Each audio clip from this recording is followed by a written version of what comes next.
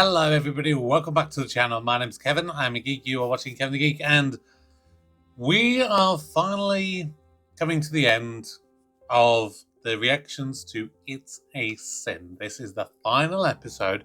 It has been an incredible journey seeing this show with its obviously dramatizations of how some people could have coped with the AIDS crisis, the AIDS pandemic, whatever term you want to use for it.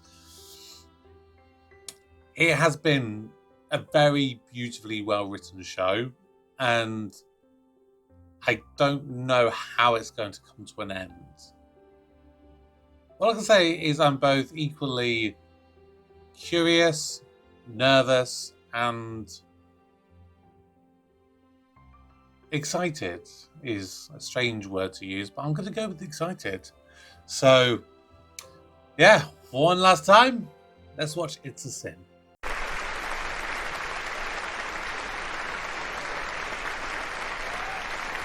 November 88, I think.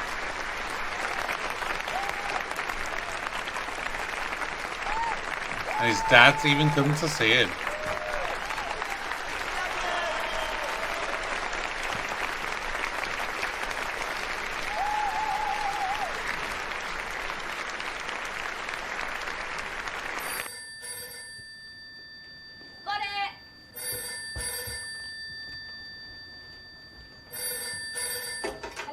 She's late. Laundry, how may I help you?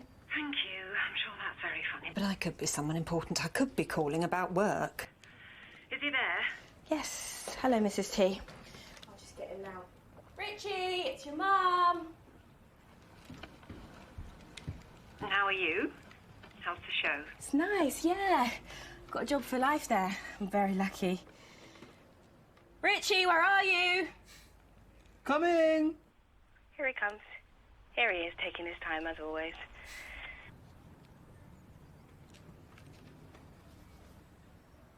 Hiya, sorry I was outside. It's just a quick call, but... I was just wondering about Christmas. Oh, God, it's November. Well, that's close enough. Didn't see you last year. Well, I thought we Could all have a nice time. I just don't know. I've got an audition. For this thing on Scottish TV, police thing. Well, that's nice. Do we get that? No, it's only in Scotland. I've not got it yet, but I need to sort of be on standby.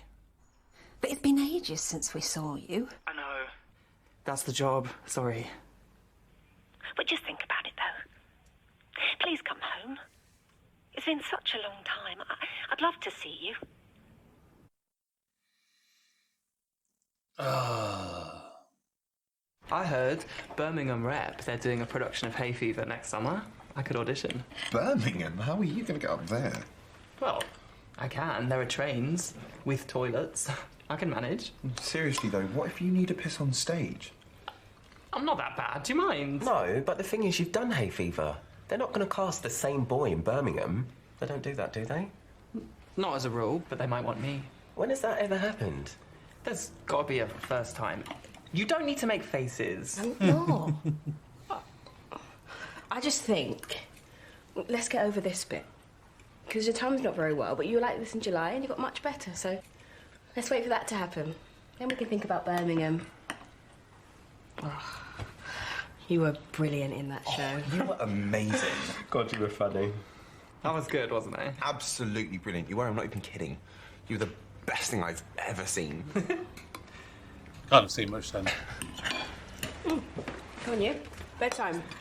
It's late, nearly 7:30. Things sure have changed over the last 10 years or so, haven't they?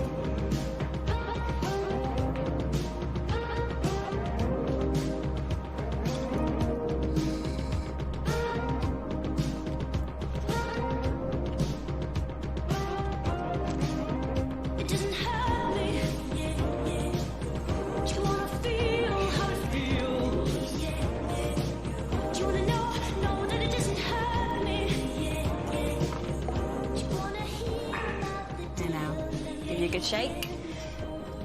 Rattle, rattle, rattle. Right then, darling.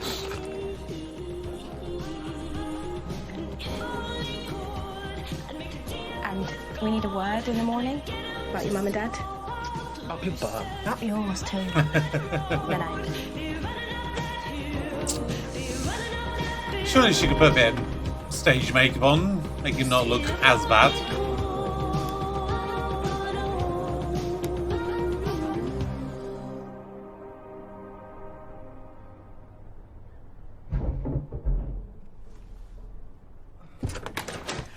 Oh, look at you. No. I'm okay, I just fell. It's all right. I fell, that's all.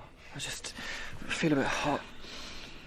He was on AZT, but he's been on DGI since August. Honestly, I'm going into hospital on Wednesday for the pentamidine. They can take a look at me then. Everything okay? Yeah, Richie fell out of bed and he's got a bit of a temperature. Tell him God blesses his soul. Charity from downstairs says God blesses your soul. Oh, I feel better already. He's such a beautiful boy. But you know what they say, don't you? You know what the AIDS stands for? What? It stands for Angels in Disguise. They are preparing the way for his eternal life. He's very lucky. I'm sure he likes to think that he's lucky. Holy crap! Well, Dr. Sullivan can take a Was look that at her first shot? thing. Till then, no more scares, thank you very much. Now get some sleep, and you too. That's telling you. Now do what she says. I'll come back first thing. And you, lover boy. Yeah. Night then. I'll be home tomorrow, so don't sell my bed, okay? I know you. Too late.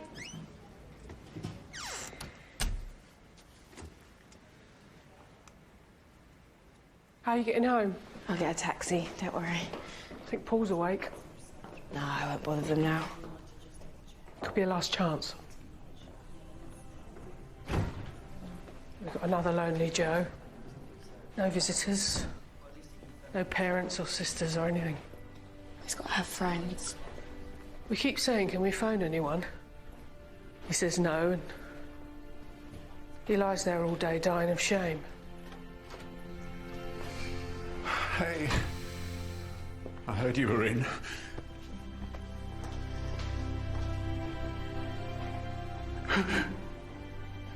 Come and say hello.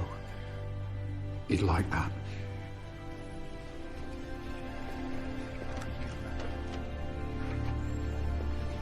Ugh, damn.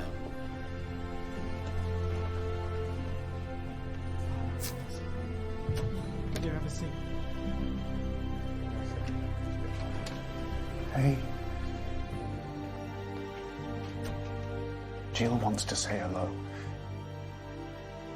Jill Baxter. She's here.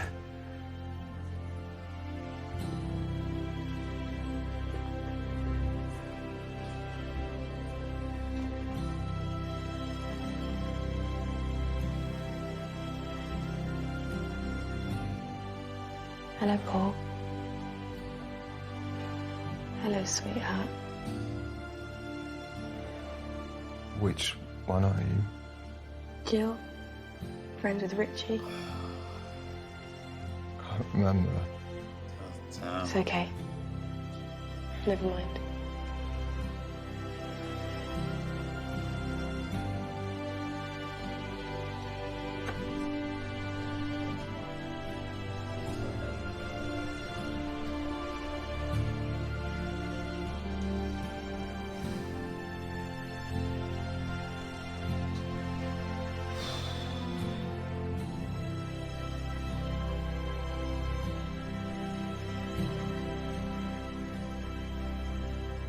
I can go if you want.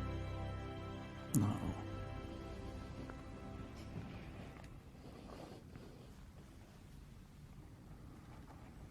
I love you. It's about time.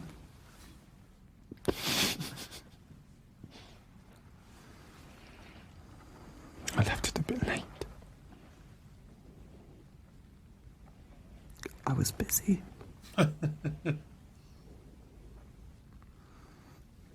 Love you too.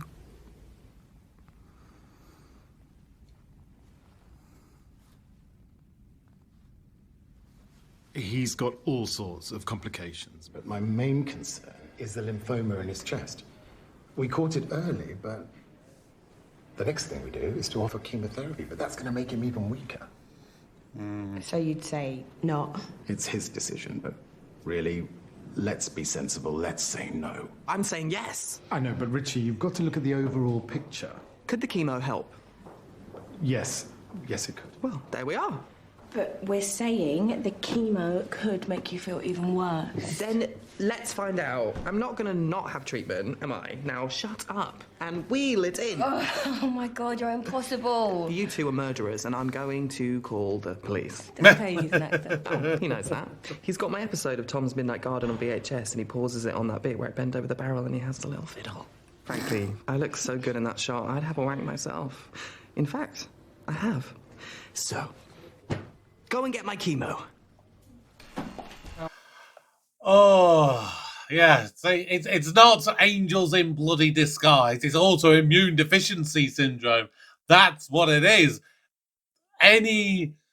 It's like when my nan had dementia, and people was like, "Oh yeah, did she die of dementia?" No, you don't die of dementia. You die from complications of it. It's like the AIDS.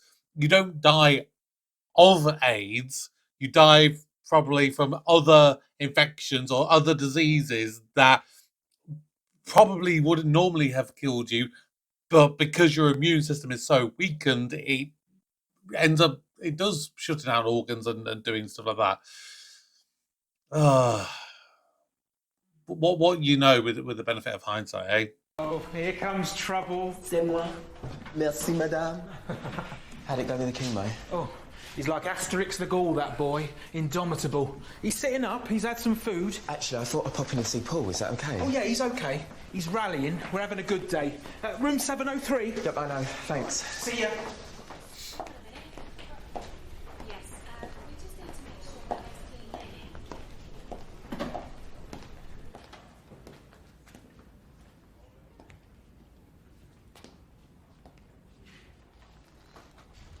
If you've come here to convert these people, I will have you thrown out onto the street. I swear. That man, Reggie Lesseps, he's from the church. He asked for me and I came. You know he's queer. I have blessed him. I thought you'd gone. They said you'd gone back to Nigeria. I was in the West. And I saw terrible things. Oh, my heart bleeds. I went into hospitals and I saw people locked away with no medicines. These doors were locked, and the people behind them were like animals. I said, "Who are they?" And they said, "They are the devils. We let them die, people with that disease. But men and women, so many women and children too." Have you got it? What if I did? Have you got it, Roscoe? No. Oh, God. I haven't got it, no. Thank you. Thank you. Don't thank God. I just got lucky with who I fucked. You know, it is so difficult, Roscoe. It is the hardest challenge the Lord gives us. To forgive. I don't want your forgiveness. No.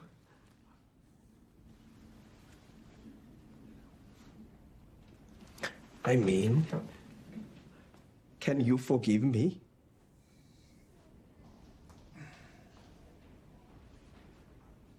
Unexpecting that. Do you know who I keep thinking about? Donald Bassett.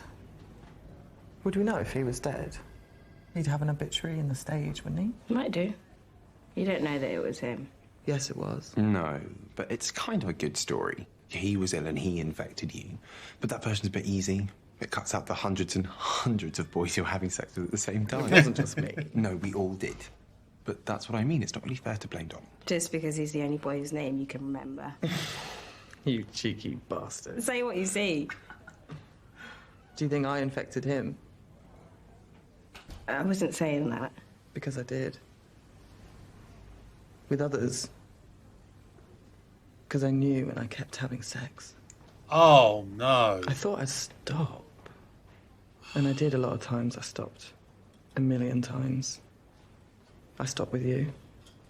But there were nights with too much booze. Actually, nights when I was stone cold sober, and if a boy just looked at me in the right way, a boy with that look in his eye, I'd fuck him. I would fuck him hard, and he could fuck me all night, any way he likes. I wonder how many I killed. Say that. I knew it was wrong, and I kept on doing it. Do you hate me now?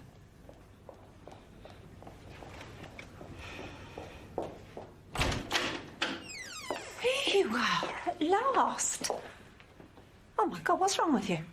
He says infectious diseases. What the hell's that supposed to mean? For God's sake, Richie, what is it? What's happened? What's wrong? Who called him? What are you doing here? We thought, surprise, we turned up and then your neighbour, that woman downstairs, she said you were here. Oh, she would. What's wrong? What is it? Look, it's really nice to see you, but I think we should all sit down and have a little chat. It's a bit complicated to explain. Well, evidently it's so complicated you chose not to tell us anything. Well, we said to them, all I would like what was is a this? little They bit said of common infectious sense, diseases. if that's not you tell us. too much to ask. What does that mean?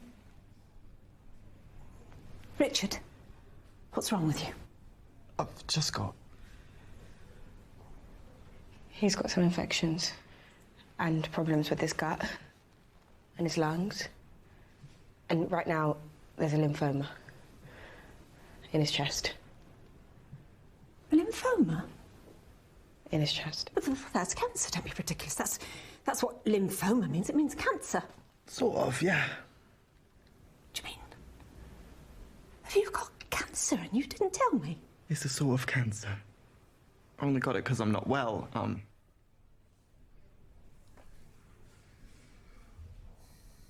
I've got AIDS. Oh. I'm gay. I'm homosexual. I contracted HIV, and I'm sorry, but now it's AIDS.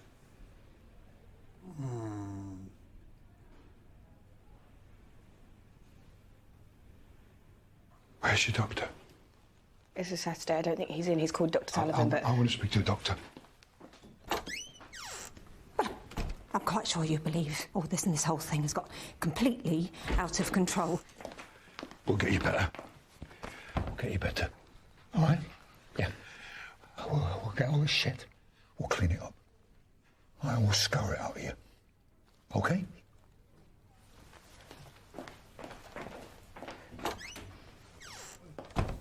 You really are very young.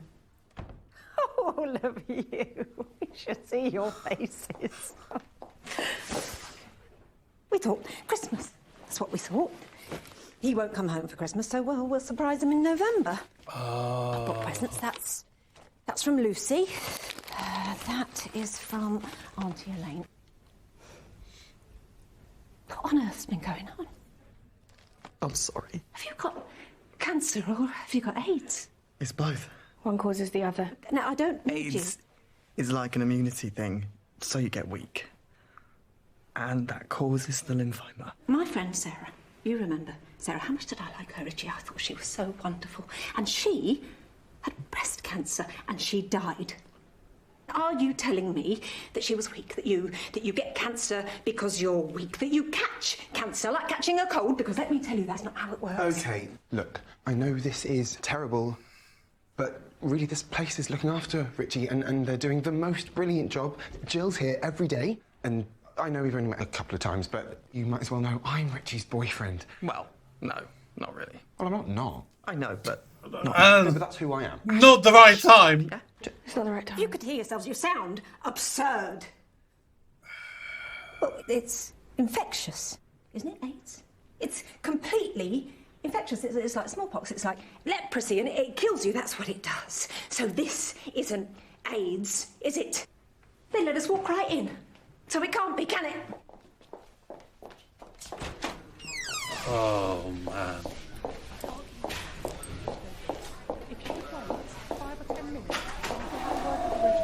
I want to speak to someone who Wait knows 5 or my 10 son, minutes. who has seen it. Dr. Lucas knows Richie very well. We were told Dr. Sullivan. He's not on today, but Richie's got quite a number of doctors. I don't know how much he's told you. And you never But Richie's got phone the all sorts of parents. different conditions. My son is on this ward, and you don't phone me. That's not our decision. My son is in that room with cancer and AIDS And he's got, what did she say? She says he's got something wrong with his gut. And you didn't think to phone. We are not here. His parents are clearly not here. He's over 18. And you think that's wise, do you? Like we aren't good for his health at all. Is that right? I'm afraid that's up to Richie. His doctor. It's Dr. Sullivan. Now you get him, get him, get him! Oh, is that Susie? It's Lorraine. The situation.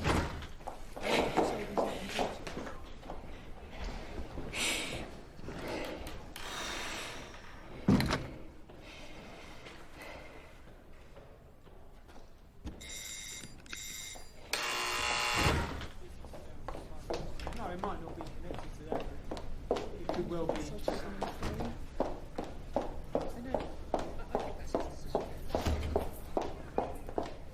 I want a word with you. Yes, I think we should. There's a little sort of kitchen down here. They've got a room for families, but there's someone in there. Oh, okay. Right. How's Lucy? Not the right time. I'm really very sorry. Do you want a tea or a coffee? No, I don't want anything. I can put the kettle on. I said no. I love that long shot. That was beautifully done, but... I want to say, and I'm not criticising Richie, I just think you should know I told him to tell you 100 times. See, what you don't understand is this. Boys are terrible, Jill. They will do anything. They are rowdy. They just are. So when something like Gay comes along, it's just another chance to unload. And someone like Richie, he's young and he's pretty, and there'll be lots of those men paying him attention, and so he goes rutting once in a while. But that doesn't make him homosexual. It's a little bit of fun. But then you grow up. I suppose, I don't know, maybe some boys are like that. But then there's Richie, who's gay. Absolutely, definitely gay. He's beautifully gay. I'm sorry, but look at him. I mean, he's an actor. He sings songs from the musicals. He's never had a girlfriend. Doesn't necessarily mean anything. Case in point. And now he's got a gay disease. Yes. Yes, he has. Gosh. I'm sorry.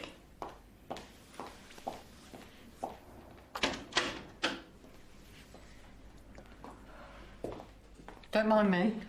We're just having a chat. I'm getting some squash, 2 ticks. This is a private conversation. That's all right. How is he? Sleeping. Sandra's got a son, Derek, down the corridor. This is Valerie. I'll be gone in a minute. Do you think I should have known? Maybe. It's like there's this world of secret little codes. They like that, boys. They like secrets. Who's this? It's my son, Richie. You didn't know Richie was gay? Jill, did you see that charity thing?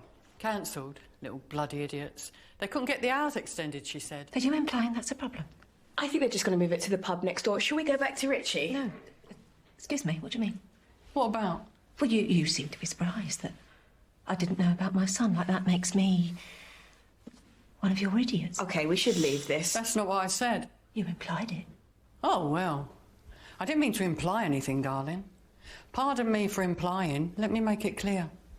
What the hell were you looking at? I beg your pardon. If you didn't know he was gay all those years, what did you see?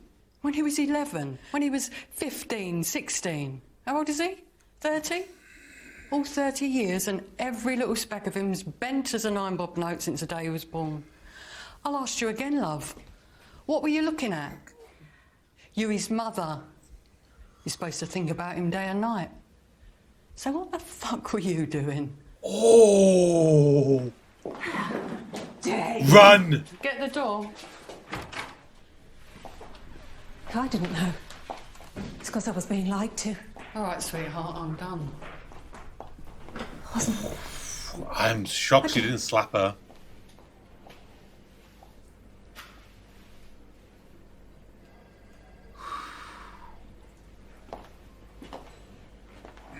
I've got this right. I'm being blamed for not knowing my son when you conspired and moved heaven and earth to lie to me. I wasn't lying. You sat there next to him in my house, time after time after time, with this great big elaborate lie. I told you. I said every time. I told you I wasn't his girlfriend. And then you sat there simpering, laughing at every word he said. And you think I'm the one who's deceived. Never mind about him having a boyfriend. Where the bloody hell is yours? I was doing what Richie wanted. That's what you are. A chorus girl, running round after these boys with no life of your own. Okay, but I don't really think this is about me. I think this is absolutely about you. Because you stood in the way. You stood in the way. If I couldn't see him, it's because you stood in the way. You monstrous, big bitch. That was a powerful delivery. Have you found him yet? No, but I'm phoning round. What's your name? Lorraine Fletcher. Noted. Where's my husband? That's what I wanted to say. He's in the TV lounge down there. Down where? Down there.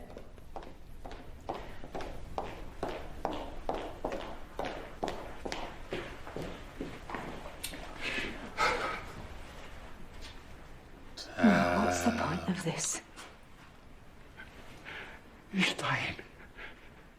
For God's sake, is that supposed to help? There's no cure, Val. That's what they say. That's what those queers and those women and their doctors all say, because they all do, and they say, and they think the same things. They all worship the same rubbish. Now you... Stop it! Stop it! Stop it!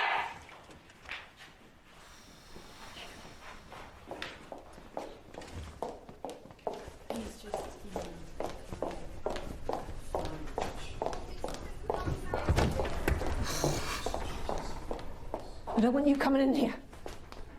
This is private.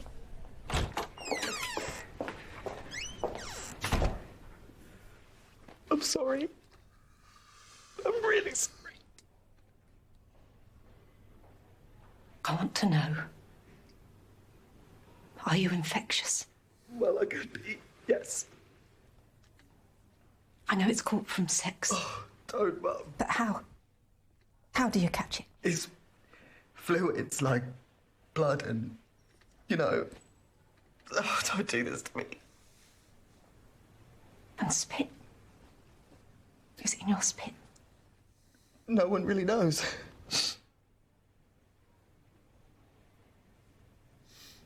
You're not infectious. Not to me.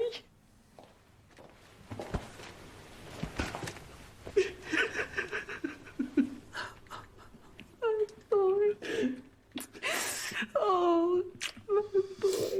My boy. I'm sorry, but... You silly thing. I wanted to tell you. Oh, I know, sweetheart. You are going to be fine. I'm going to take you home. And I can make you better.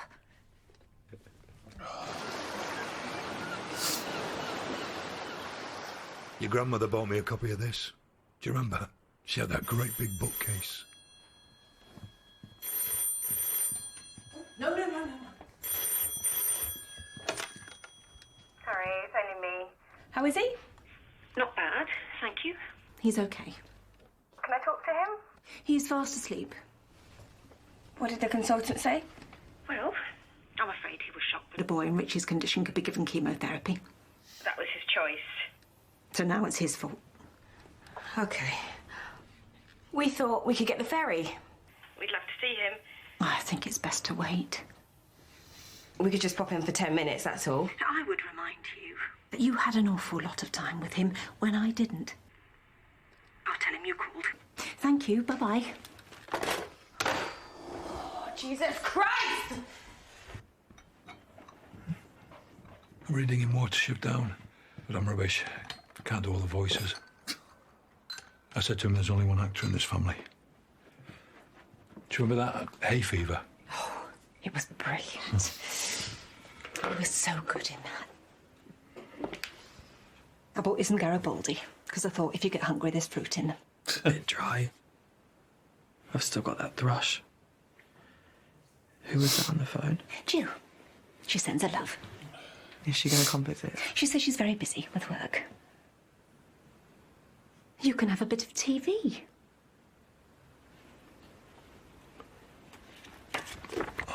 I'll nip down the pub. Well, yes. I thought you would. I'm allowed a drink. Did I say you couldn't? Thank you for the permission.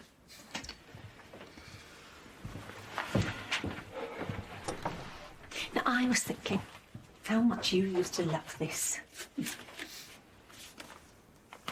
Do you remember? It's okay, just sit down. You were 5 years old and you'd dance around because it was so funny and you'd be a little mouse. Oh. Do you remember? And you love the bit where it says, how lucky we am. A mouse lived in a windmill in old Amsterdam. A windmill with a mouse in the family was. Do you remember? Because it changes the rhyme to rhyme with Amsterdam. Yeah. How lucky we are. Don't you think? There on the stair. How lucky we are. Right there. A little mouse with gloves on. I'm a little late, sorry. Stopped off for supplies. Although this is far too good for you lot. Hello, darling. Nice to see you. You all right? Yes. No, I'm not stopping, if you don't mind. What news from the Rialto? We spoke to that solicitor. He said technically Richie's mum and dad could be breaking the law. He said that there's evidence that Richie could be unsafe. He said that medical care is definitely going to be worse on the Isle of Wight. But so what? I mean, what are we going to do? Take them to court? I would. Fuck them, do it. But the solicitor said that Richie said, yes, that's the problem. Right, so I've done my sums, and I've worked out that Richie did that voiceover for that Japanese cartoon. I guess that sort of thing is repeated for at least 5 or 6 years, which amounts to £700, minus my 10%. You should have this as an advance. What for? Well, to go there. To the Isle of Wight. Just move there properly for as long as it takes. That should get you a couple of rooms in a nice little B&B, or whatever they have on the Isle of Wight. Just go. Lay siege on the doorstep until they give in. I can't go. I've got to work. Well, I'm all right. If we take the car, we could get Richie out the house and drive him back. No, I wasn't thinking of a rescue. But we could. You're going there for one reason, and that's to say goodbye. Because this only ends one way. No, but he was ill last July and then he got better. And one day he won't. I'm sorry, darling, but that is an absolute fact. So take the money and fly. Listen, I've got to go. If there's any money left, I'll have it. Good luck. Give him my love. God damn.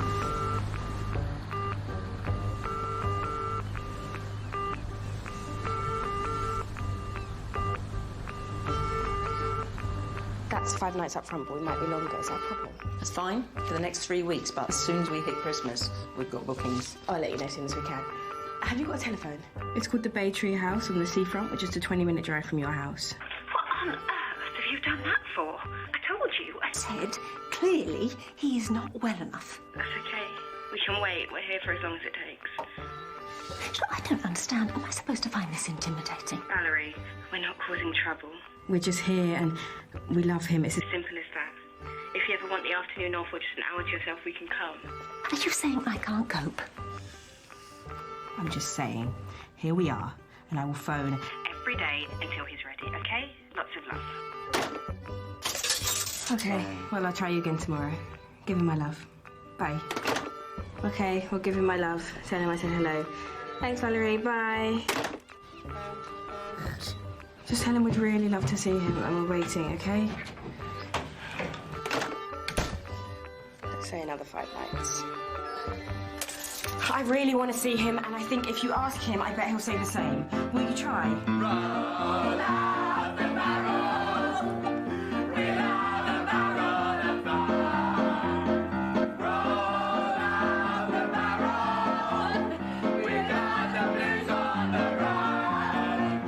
So Dr. Clare said if we can reduce the phenatonin, then, well, that's one less pill, and that's got to be good. Oh, I remember when your granddad was in hospital. He said, if only they'd stop giving me medicine, I'd be fine. Do you remember him? Yeah. He was a terrible man. What do people know? In what way? The neighbours. Auntie Cat. Do they know what's wrong with me? It's none of their business. I don't want to be secret. Now, you just think about getting better. Boys die in London. And they say it's cancer. Or pneumonia. And they don't say what it really is. But maybe we should think about tea. But it's a lie. I don't want that. Do you know why? I had so much fun. I had all those boys. I had hundreds of them. Oh, Richie, don't talk like that. And do you know what? I can remember every single one of them. Some boy's hair or his lips. The way he laughed at a joke. His bedroom. The stairs. His photographs. His face as he comes. Seeing him across the club 6 years later and thinking, oh, that's him. And he's with someone. And he looks happy. And I think, oh, that's nice. Because they were great. Some of them are bastards. But they were all great. That's what people will forget. That it was so much fun.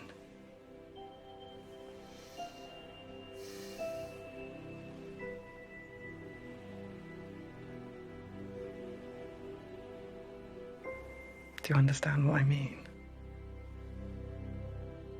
No.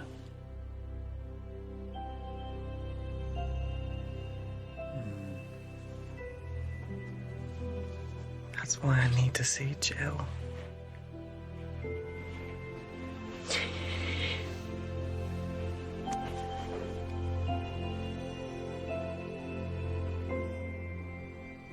Will you get her for me? Please.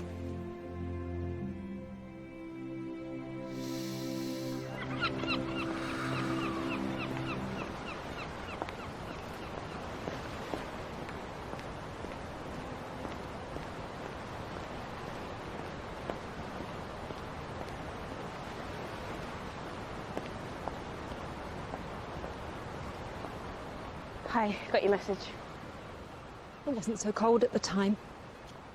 I should have said let's meet in that cafe. Well, we can go there.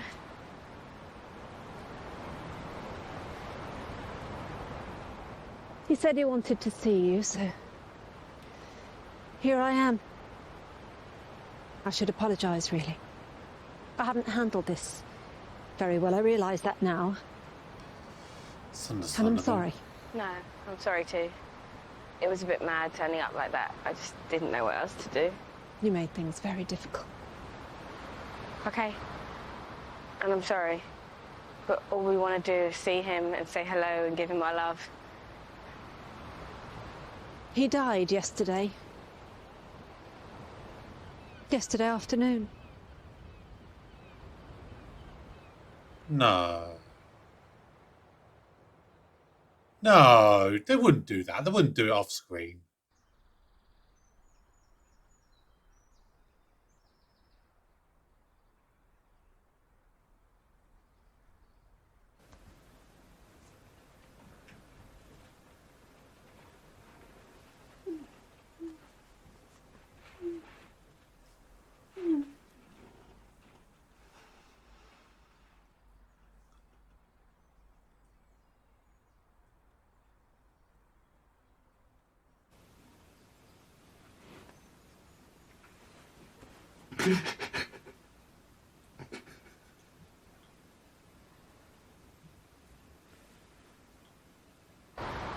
Yesterday.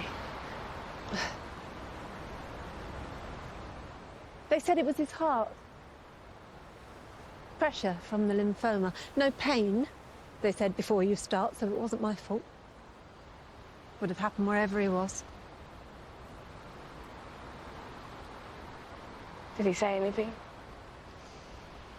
Not really. But what was the last thing he said? He asked for some water. Yesterday. You didn't think we were sitting in the B&B, you couldn't tell us last night? My son had died. You weren't top of my list. But I really did get this wrong. And I'm sorry about that. No, it might be nice if we found that cafe. There's so much I want to ask. All those years in London, there must be 1,000 stories. Were you with him? Yesterday? Were you there at the end? Oh, I'd gone downstairs. He was on his own? Yes. There was no one with him? That's not my fault. Actually, it is your fault, Mrs. Tozer. All of this is your fault. Well, thank you very much. That's ridiculous. But it is. Right from the start. Because I don't know what happened to you to make that house so loveless. But that's why Richie grew up so ashamed of himself. I think we're finished. And then he killed people. And what is that supposed to mean? He was ashamed. And he kept on being ashamed. He kept shame going. By having sex with men, and infecting them, and then running away. Because that's what shame does, Valerie. It makes him think he deserves it. The wards are full of men who think they deserve it. They are dying. And a little bit of them thinks, yes, this is right. I brought this on myself, it's my fault. Because the sex that I love is killing me. I mean, it's astonishing. The perfect virus came along to prove you right. So that's what happened. In your house. He died because of you. They all die because of you.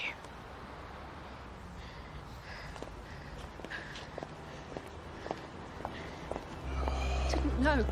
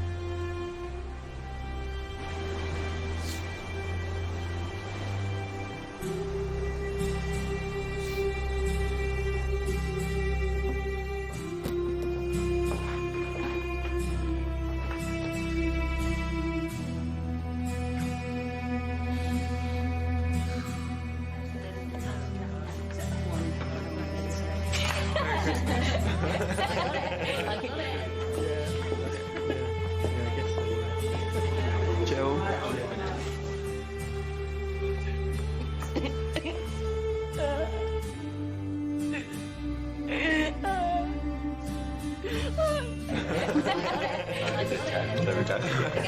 There you go. Do you remember, Lucy, when he thought he lost it? Am I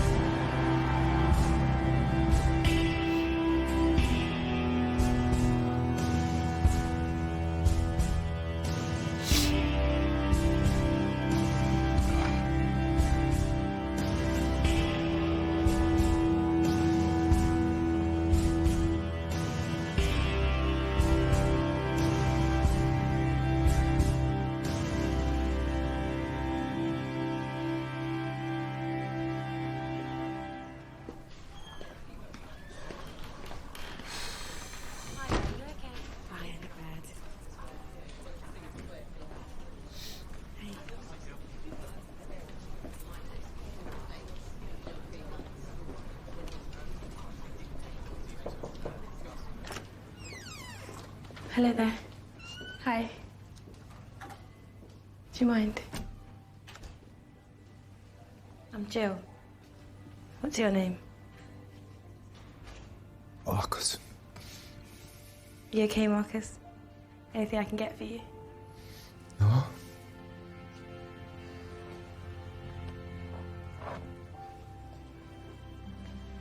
Wow. I might just sit here for a bit, if you don't mind.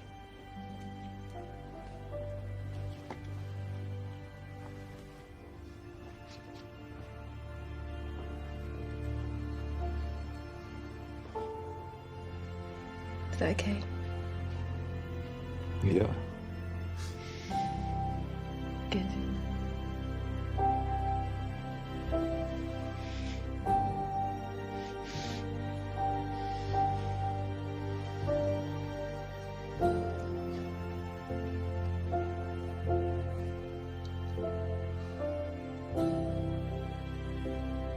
She made good view of me, indeed, so much that Shawmy thought her eyes had lost her tongue. But this is a woman's speech. So what? I'm being radical? Now shut up, Eden!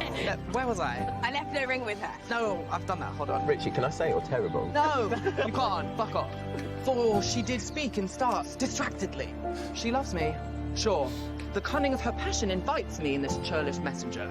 None of my lord's ring. Why, he sent her none. I am the man. If it be so as 'tis, poor lady, she were better love, a dream.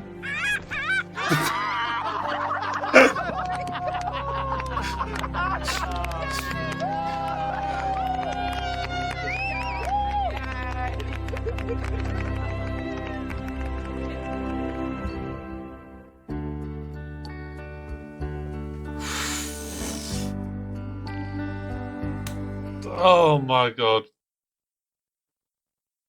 Oh.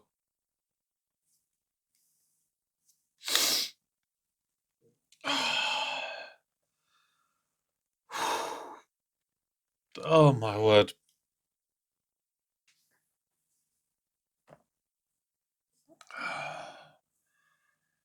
Fuck me. I need to take a couple of minutes. Please bear with me. A few moments later. I wasn't sure what to expect coming into this episode, I'm not gonna lie. What I wasn't expecting, what I wasn't prepared for, is something so completely raw. I don't want to say emotionless, because that's not quite the word I'm thinking for, because there was a lot of emotion, in that one. But I guess I was not expecting some of the cruelties, maybe, of that final episode. My God. We've obviously lost characters before. You know, we lost Neil Patrick Harris's character in the first episode. We lost, I think it was Gregory in episode 2. We lost Colin. I've still not been able to get over the Colin, dear sweet Colin. He was a beautiful character, so innocent, so pure. I mean, some people may argue, living that lifestyle isn't necessarily being pure, but I'm not one of those people. As far as I'm concerned, you can love whoever you want to love. You can sleep with whoever you want to sleep with. As long as it's between 2 consenting adults, or even more consenting adults, if that floats your boat, it doesn't matter to me. It's I've got nothing to say on that one. But we have seen some instances of how families react to the news. God, nothing as raw as that. And not even just from Rich's family, from Roscoe's family. I mean, Roscoe was really on the edge. I mean, he didn't do a lot. This was really the Richie episode, the Jill episode, and Rich's mum episode. All the others were just side notes. But Roscoe, I do want to touch on that briefly. The idea that he sort of ended his story back where it began, back with his family. Obviously, in the first episode, he ran away from the family. It was making sure he was not a part of the way that his family believed. He didn't want to follow their beliefs, their culture to a certain extent. And the way it sort of 180'd, and his father, at the very least, is more willing to be open to understanding more of the situation because of the horrors that he has personally seen in Africa, the way that people with AIDS in Nigeria are being demonized and being thought to be the devils, and there's so much of a lack of empathy that I think he is trying to be more accepting of this, not necessarily the life that Roscoe is living, but the pain that Roscoe is probably going through. So that was really beautiful. But the one bit I really didn't like, it was where it was that woman, wasn't it? The lady from downstairs saying, do you know what AIDS stands for? It's angels in disguise, and saying that Richie is lucky to be edging towards death, or whatever the specific line was. That were really showcased the very difference in attitudes. Some people were looking at it from a very religious point of view and going, okay, you've got this illness, and maybe you were a sinner, but you're now moving towards God, and that's God's way of redeeming you or forgiving you, or whatever the case may be. So that was a very subtle but I think beautifully done moment. Then of course you have the whole build up kind of going, oh yeah, Rich is, he's sick. Will he get better? Will he not? And that was the thing coming into this episode. I didn't know whether they would try and showcase it that, it's when medicine started coming in and he'd maybe survived, maybe gone to live a somewhat, healthy life with various medication. Because I'll be honest, I don't know enough of the AIDS and the history of AIDS to know when it would be classed as not really having a death sentence as such. I am a bit ropey on the facts with that one, so that's why I was thinking, maybe is he going to survive? Is he not? I just couldn't make up my mind what they were going to do. What I wasn't expecting is to deal with this idea of shame, because Richie's always been so positive as a character, sometimes to his detriment. And the idea that, if you remember back to episode 1, where we had the most uncomfortable and graphical scenes, between like Ash and Richie and their first almost encounter together, which ended so abruptly and so awkwardly, to them, finally, for the first time, admitting their love for one another. 10 years in the making. That was really, really deep. But then, as much as we're feeling sorry for Richie in this scenario, there came that moment which, I'm not gonna lie, it made me ask questions about how I felt about Richie. There's one thing to go with, I'm kind of ashamed of getting AIDS and, keeping secrets from people and everything, to the revelation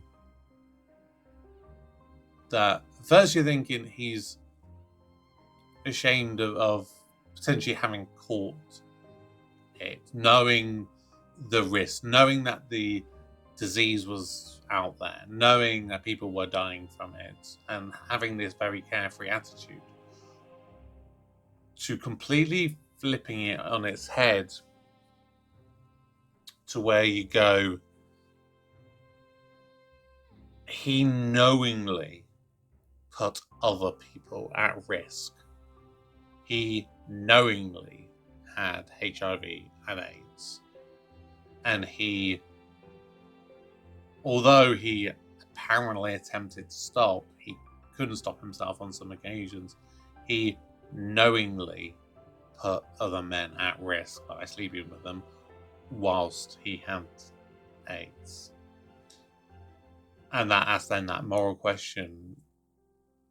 You could make that argument is, has Richie killed other men? And my argument would probably be yes. If you do something where you know that it is harmful, you know that it is dangerous, and you deliberately put people in harm's way, especially if you don't tell them, you could make an argument, like if it was in a case of law, for example, you could maybe make an argument of like culpable homicide or something like that you are, even like second degree murder or something like that. Okay, you maybe didn't necessarily like shoot the gun, but you deliberately put a loaded gun in a child's hands and allow them to shoot somebody else. Is that same kind of thing that you've presented the opportunity for the murder to happen, even if you didn't maybe pull the trigger yourself? I that's probably a very bad example. I've probably worded that very wrongly, and I don't mean any offense by that, so apologies in advance if anyone has taken what I've said there out of context or anything. But it does point a very different picture on Richie, and as much as it was an incredibly emotional episode and an incredible emotional journey that you have on, it does just take the little shine away from that very last scene, which is all loving and happy and everything, when you do try and think about that moment as well, the fact that he's like, I thought I'd stop, and I did.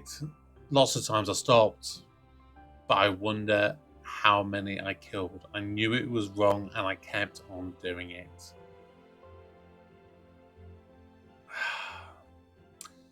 And then in comes Mr. and Mrs. Tozer. And that then led to the next 15 minutes or so being the most raw and powerful, sort of intense minutes that I've ever watched, I think, in any bit of TV or movie. I cannot think of anything that has been just so much more just raw. And yeah, I can't think of anything that I've watched ever that was that, and I think it really is testament to how it was filmed, how it was performed. I mean, Keely Hawes in this episode as Rich's mum was phenomenal, absolutely incredible the way that she performed that role. But when you think like there was that incredible long shot, that long singular take, which was, a good maybe 5 minutes or so, where you're literally following them out the room into the corridor to the nurse's station. You're following around the corner, then she has to take a few moments to catch her breath. Then she comes back. She passes them on the way. Then they walk down to the kitchen area and everything. And then you have that kitchen scene, and those scenes between Jill and Valerie, that's her name. Oh my god, it was crazy, because throughout this series, the way that Mum and Dad have basically been presented in this show, in this series, is Dad is very he's a man's man. He's that kind of guy. He would get angry at stuff if your child doesn't do the manly thing, and that's where Richie would have that's where a lot of his kind of shame towards, that's why his parents didn't know that he was gay, because there's no way he might have been able to tell his mum. He might have been able to tell his mum, but the way that his dad was, he never would have been able to tell his dad. He could never have done that. And so you then have that situation where you're expecting him with the news to be so pompous and blustery. I want to see the doctor now. And he's shouting and he's getting aggressive and he's breaking things and all this kind of stuff. And you're expecting Mum to be that kind of kind, nurturing kind of woman to sort of take his hand, say it's going to be okay, I don't care. And it started, so well, and you thought it was so mumsy because, she ignores everything. She starts getting the bag out and saying, "Oh, well, these are the Christmas presents. These were these Christmas presents," and then she has to talk about it. She has to talk about the elephant in the room, and the feeling that she's been lied to, the sense of betrayal, I want to say, that she feels that Richie couldn't be open and honest with her, that his friends couldn't be open and honest with her. That, coupled with the fear that she's going to lose her son, the fear of the lack of knowledge at the end of the day, and fear drives so many emotions and so many people to do the wrong things in the heat of the moment. And so the way that the roles sort of reverse themselves, and they don't they don't play the roles that you're expecting of them, and it is a complete 180.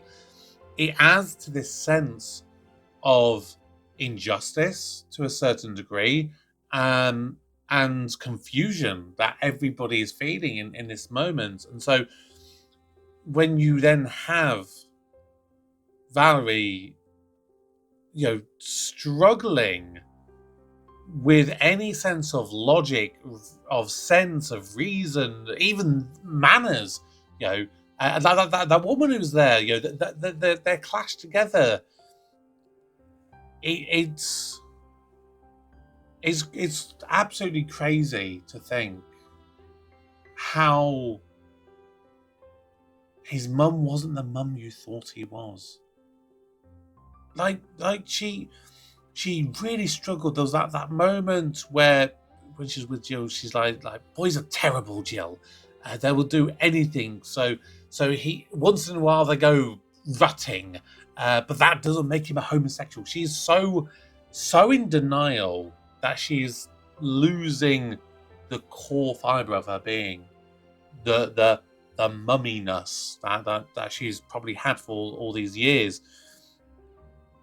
But as Valerie then sort of turns on Jill, Clive, you then see him in the TV room, whatever, and he just breaks down. Which, again, like, to a certain degree, I think it's kind of what I thought might be the case with him, and yet also not what the case would be. Because again, I think most of us were probably thinking he's going to be big and bombastic and blustery, and then when the realization kind of sets in, he's going to find it harder because he doesn't have that emotional connection. And maybe that's where his level of shame and regret is going to kick in, because he doesn't have the ability to think about his son. He doesn't have the ability to think of really happy memories like the rest of the gang are able to do right at the end. They're able to remember these fun times with Richie, but his dad never really had that. His dad was the very old school authoritarian kind of dad. And I guess that probably in those last moments, he's probably regretting it.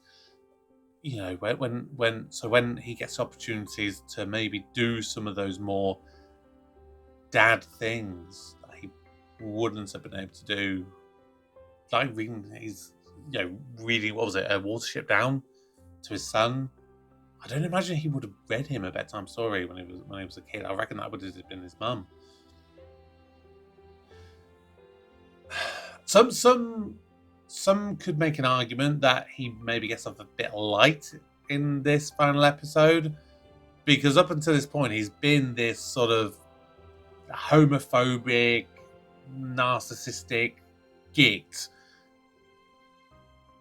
and then he just sort of breaks down, whereas his wife, Rich's mum, takes a lot of the flack.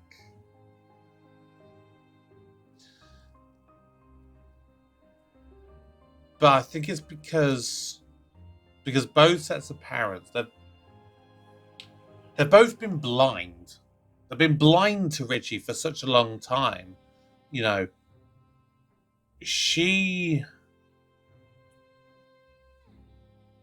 I think he, you know, feels so remorseful at the idea that he has lost out on this time with his son, this chance to know him. Valerie doesn't allow herself to feel the same way. Because I think, you know, she kind of said, like, it's a sign of weakness. She can't be seen to be weak. She has to be seen to be strong, to really take command of the situation. That's why she takes Richie out of the hospital and takes him back home. She is convinced that she can get him better by taking charge of the situation. She has to make sure she excludes Richie's friends, who she feels ultimately betrayed by, who she thinks has led him down this dark path. He's not gay. He is not a man who has done these things. He has been led astray by others with ulterior motives, and he's an innocent byproduct of that. But it's the guilt that she is feeling that is sort of combined, I think, with this new reality that she is concocting in her head, which is a sign of this early sense of grief that I think she's getting, because she's she is then also trying to revert back to that mum state of mind. And a lot of parents do this. They still think of their children as kids, toddlers, babies. You know, she's putting on that the old windmill in Amsterdam thing. And all the way through this, there is a distinct lack of music, of sounds. Like there's a handful of pieces of music used throughout this episode. They were used so sparingly, particularly if you compare it to the rest of the series, which has been so light and vibrant and got all this amazing like 80s music playing.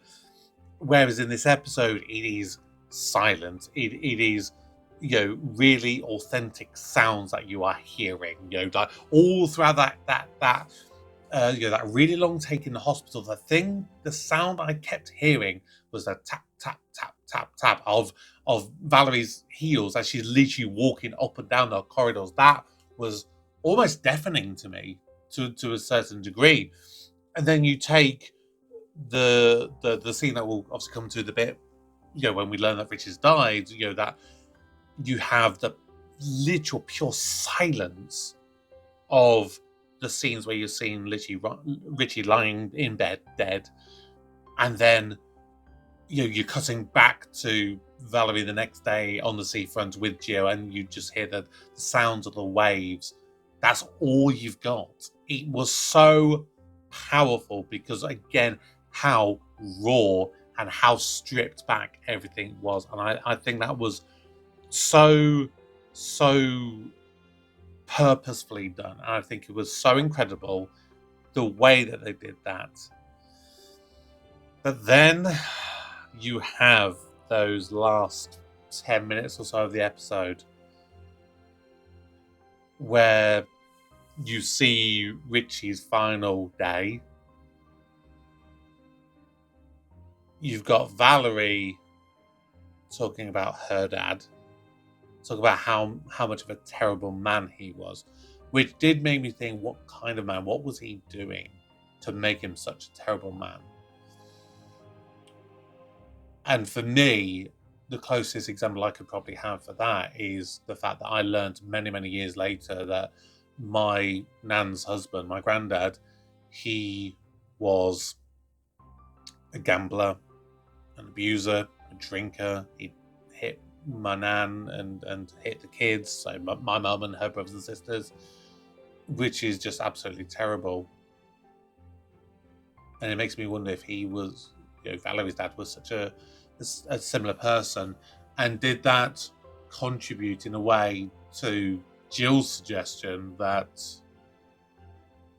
they contributed to a loveless family? Could it be that almost Valerie was trying so hard to be loving that she went past loving and went into too far territory? And obviously his dad, you know, we've seen exactly what his own dad was like.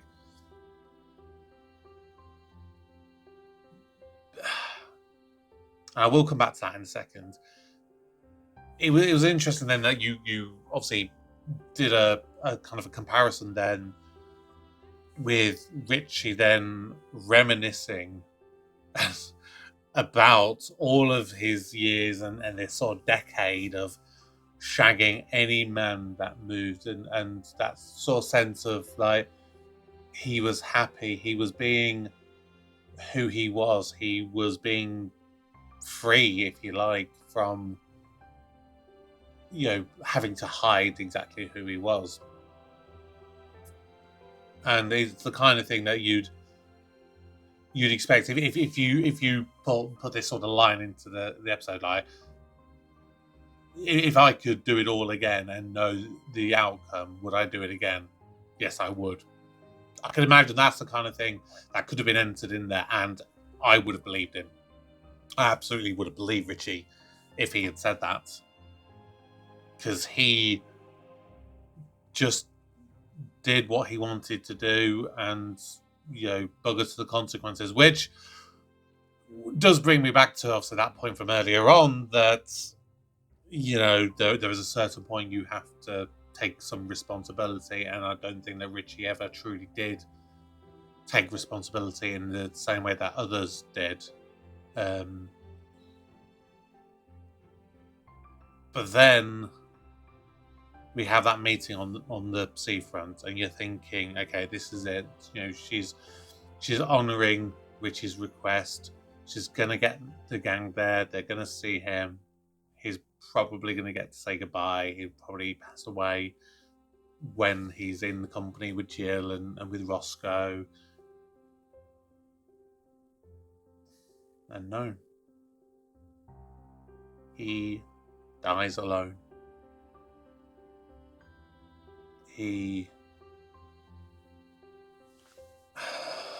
That was the biggest gut wrench. Which for a moment I was like, no, she's lying. I think she's lying, and she's doing this to still hide Richie away. Because I just couldn't believe that they would kill him off screen, And then they kind of show it, and they show the response. And it's awful. It's... Again, like, we could have some sort of beautiful musical accompaniment over the top of this. Like, what one death scene that always stands with me, one that I thought was probably one of the most beautiful ones I've ever seen, partly because of the music that was used within it. If you ever watched The Royal Family, a wonderful sitcom, I love it to death. But the episode, The Queen of Sheba, where Nana dies, and you have Sinead O'Connor singing Scarlet Ribbons, playing over the top as everyone's rushing to hospital. They're rushing to say their goodbyes. You've got everyone going in there. You've got Barbara saying, look after her, God. You've got Anthony, just no tears, just goodbye, Nana. You got Jim Royal, the old curmudgeon who loved nothing better than to have the biggest row with Norma. He sees her in that hospital bed and he just breaks down. That was just a wonderful piece. And that is an example of how music can elevate a scene. That would have been a very raw scene without the music, but with it, it elevated it. For me personally. This one, I feel it would have been a detraction had you played some music over the top of it. Some people may disagree and they think if you chose the right song, it might have worked. I personally don't think it would have worked. And that's just my personal opinion. That's all I'm going to say with that. So this ultimate tragedy that this boy has finally lost his battle against cancer and AIDS and everything is then just worsened by Valerie just at this point trying to know her son and know exactly who he is, but far too late. I think it was... It was a really long, and it was kind of... It was so cruel of a standoff. I loved what they did, and I loved the ideas that they stood by, but it was so cruel. That Valerie has this change of heart to say, I got this wrong. And then Jill to come back and say, he died because of you. Like, that is like the biggest sucker punch. You know, his mum obviously then turns around and says, I didn't know. Sometimes you need to close this and you need to open these. That's how you know. You listen. You talk to people. You communicate. Because the whole thing, all the way through the series, was just like, oh yeah, is Jill your girlfriend? And she's like, no, I'm not his girlfriend. I'm not his girlfriend. You know, they're trying to communicate, but she doesn't listen. And that was the whole point. It was so horrible to see her try to know her son, but too late. And she's done it to herself. She could have known a bit more. She had the opportunity to learn, but she didn't want to listen. She wanted to go her own way, and there's nothing wrong with that, because again, in the raw moments that this happens, of course, you know, you're going to be trying to focus on the stuff that you can control. Sometimes you need to understand, and that was the thing with me. I think with my nan, when I learned that she had dementia, she started telling me some of these stories that I had no idea about her growing up. I didn't know that after the war, after she left school, because of the experiences of the war and growing up in like children's homes, you know, away from her brothers, because at that time it was, you know, a women's school and it was a boys' school and everything. So she became a children's nurse when she left school, before she married my granddad, before she had the kids. I was like, I never thought to ask. I never thought of my nan being this young woman. It's almost like I was born and she was born at the same time. Just this wise old woman who'd know how to make the most wonderful cakes and Sunday dinners and do the most amazing gardening. I never thought of her having a life before me. And that, I think, is what Valerie is in this moment. You know, she is seeing that lost little boy and playing that song he listened when he was a kid. And she cannot bring to terms with the fact that he grew up. He moved on. He moved away from her. And he became this new man. And the fact that she cannot grasp this new concept of who he became meant that she just clings to the past and she cannot understand who he is rather than who he was. It was just an emotional roller coaster, and the final scenes as well were truly heartbreaking.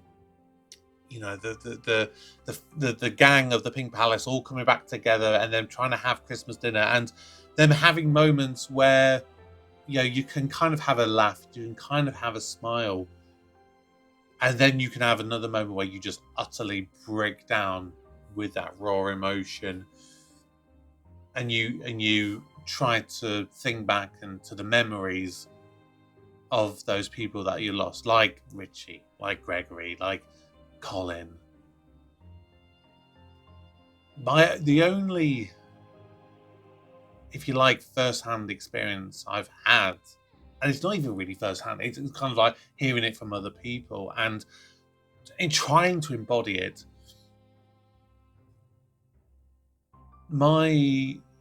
There's a man who has directed a number of shows that I have performed in.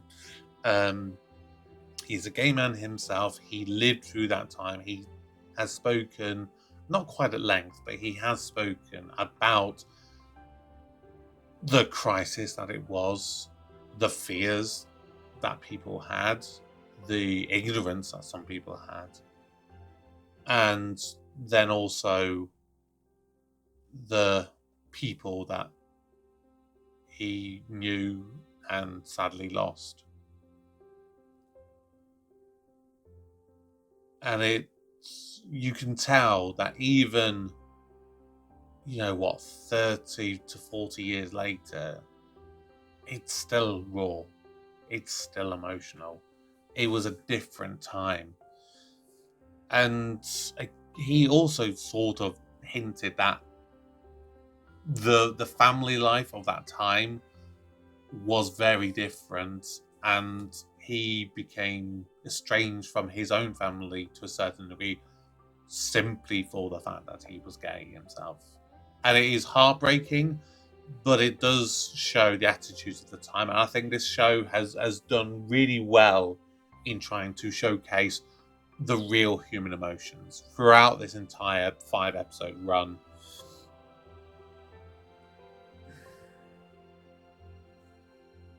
The closest I've come to sort of living it is one of my favourite musicals is a show called Rent, which, if you don't know the story of Rent, it is a bunch of bohemians in sort of New York around about this sort of time, around about sort of like late 80s, early 90s. Tragically, the show's writer and composer, he died the night before the very first preview of the show. So he never got to see the show that it became. It is a show that I absolutely love. I've got it literally right in front of me.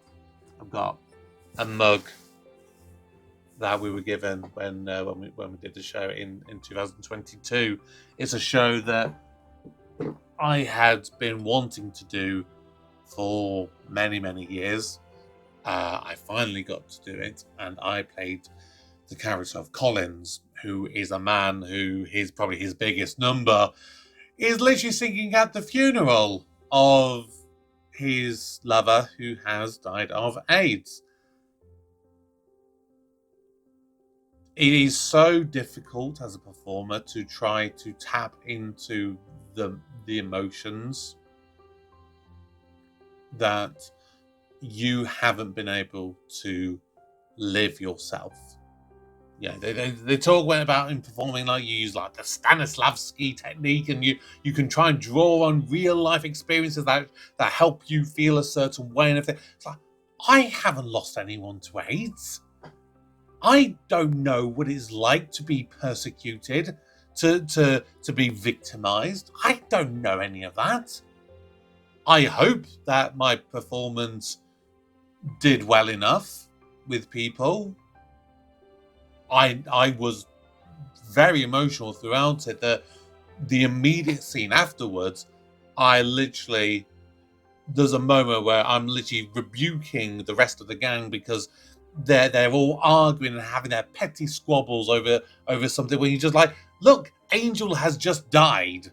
You know, you all said you'd be cool, so please, for my sake, just shut up. Just try and celebrate the life of this person. And I go running off stage when I need to leave, and I literally go straight into the arms of my friend Heather, who was playing Mimi in the show, and I literally just sort of broke down. I was like, I have just now been on stage in such a raw emotional state for probably the last 5-10 minutes, and I just wept every single time. It was such a difficult show to perform, but it is something that I can look back on with immense pride at the performance that I gave with that one. Whether people liked it or not, I am proud with the performance that I gave that. So, what did I think of this as an overall show? My fucking God. You have left me emotionally drained. That's all I'm going to say on the matter. And if you have stuck with me to this point, thank you. I appreciate you sticking with me and listening to probably a bunch of incoherent, rambling thoughts that probably has made no sense at all. I'll probably watch this back and go, I'm probably going to have to cut all of this because this makes no sense at all. Yeah, there we go. Yeah, all I can say again is thank you for watching. Thank you for sharing this with me and allowing me to experience this. Please, if you're new, subscribe, turn on notifications, drop your own comments down below, let me know your thoughts. you can support me over on Patreon. You can get early access to content, exclusive content. You can get guaranteed reactions in the same way that Owen has, and in bringing me this wonderful show. And of course, Dairy Girls, which I'm also doing for him as well. So no matter who you are, no matter what gender you identify as, no matter what sexuality you identify as, whoever you are, know that I love each and every single one of you. And until next time, my name's Kevin. I'm a geek. You've been watching Kevin the Geek. Goodbye.